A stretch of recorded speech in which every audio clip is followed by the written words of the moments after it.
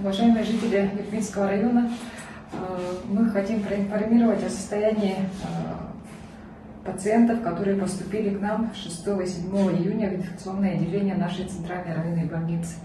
6 июня к нам обратился медицинский работник отделения хирургии и травматологии.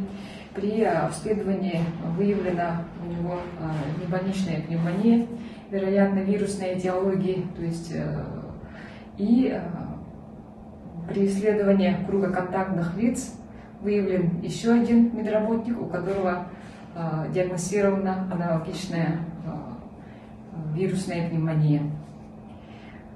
При подозрении на вирусную пневмонию, небольничную пневмонию, нами были проведены мероприятия, выявлены круг контактных лиц, семейный контакт и контакт по работе. Вчера отобраны 13 проб, направлены в вирусологическую лабораторию города Якутска.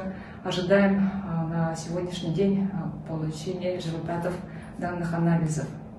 В соответствии с предписанием Роспотребнадзора выявленных контактных лиц сегодня отобраны пробы. Это контакты по работе и у пациентов объединенного отделения хирургии и травматологии.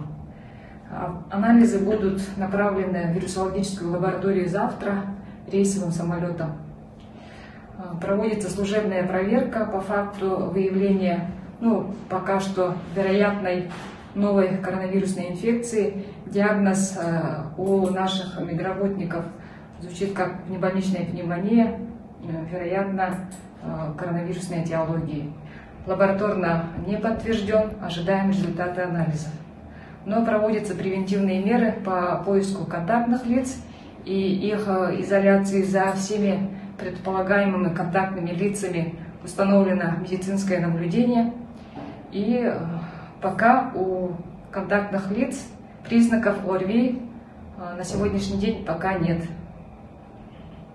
И в связи с этим также призываем вас, всех жителей нашего района, придерживаться всех правил профилактики вирусных инфекций, соблюдать самоизоляцию обязательно лицам старше 65 лет и имеющим хронические заболевания органов дыхания, сердечно-сосудистой системы и другие хронические заболевания, а также соблюдать масочный режим, по большой необходимости только ходить в магазины, на улицу и преимущественно соблюдать самоизоляцию.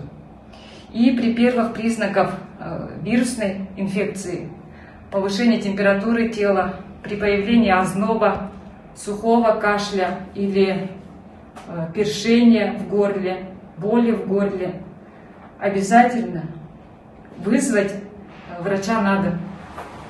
Не приходить в поликлинику, не приходить в участковые больницы и ФАПы, а вызвать врача, фельдшера на дом. Желаю вам здоровья, берегите себя и своих близких.